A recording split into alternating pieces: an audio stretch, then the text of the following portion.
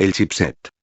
El circuito integrado auxiliar o chipset es un conjunto de circuitos integrados que se encarga de realizar las funciones que el microprocesador delega en ellos.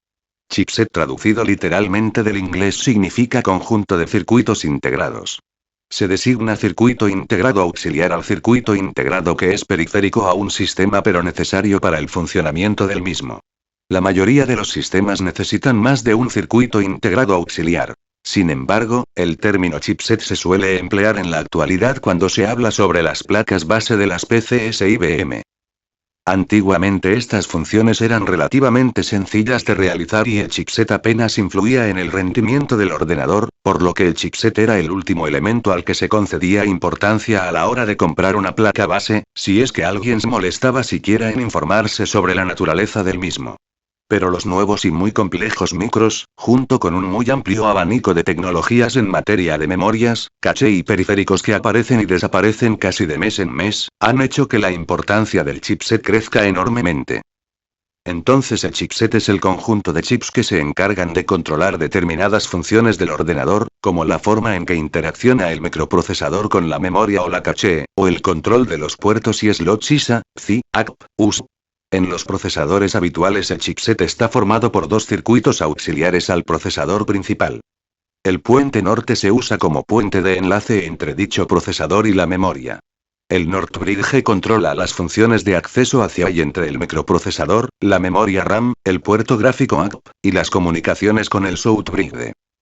El South Bridge controla los dispositivos asociados como son la controladora de discos IDE, puertos USB, Firewire, SATA, RAID, ranuras PCI, ranura AMR, ranura CNR, puertos infrarrojos, disquetera, LAN y una larga lista de todos los elementos que podamos imaginar integrados en la placa madre. El puente sur es el encargado de comunicar el procesador con el resto de los periféricos. Este término fue usado frecuentemente en los años 70 y 90 para designar los circuitos integrados encargados de las tareas gráficas de los ordenadores domésticos de la época. El Commodore Amiga y el Atari ST. Ambos ordenadores tenían un procesador principal, pero gran cantidad de sus funciones gráficas y de sonido estaban incluidas en coprocesadores separados que funcionaban en paralelo al procesador principal. Cierto libro compara al chipset con la médula espinal. Una persona puede tener un buen cerebro, pero si la médula falla, todo lo de abajo no sirve para nada. El North Bridge, puente norte en inglés, es el chip más importante del conjunto de chips, chipset, que constituye el corazón de la placa madre. Recibe el nombre por situarse en la parte superior de las placas madres con formato H y por tanto no es un término utilizado antes de la aparición de este formato para ordenadores de sobremesa.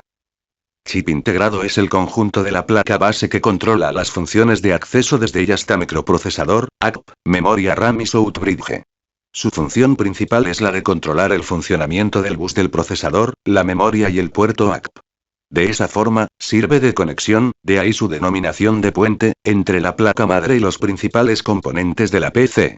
Microprocesador, memoria RAM y tarjeta de vídeo ACP. Generalmente, las grandes innovaciones tecnológicas, como el soporte de memoria DDR o nuevos FSB, se implementan en este chip. Es decir, el soporte que tenga una placa madre para determinado tipo de microprocesadores, memorias RAM o placas ACP estará limitado por las capacidades del North Bridge del que disponga. La tecnología de fabricación de un North Bridge es muy avanzada, y su complejidad, comparable a la de un microprocesador moderno. Por ejemplo, en un chipset, el North Bridge debe encargarse de sostener el bus frontal de alta velocidad que lo conecta con el procesador. Si pensamos en el bus de 400 MHz utilizado por ejemplo en el último Athlon XP, y el de 800 MHz del Intel Prescott, nos damos cuenta de que es una tarea bastante exigente. Debido a esto, la mayoría de los fabricantes de placas madres colocan un enfriador encima del North Bridge para mantenerlo bien refrigerado. Antiguamente, el North Bridge estaba compuesto por tres controladores principales: memoria RAM, puerto ACP y bus PCI.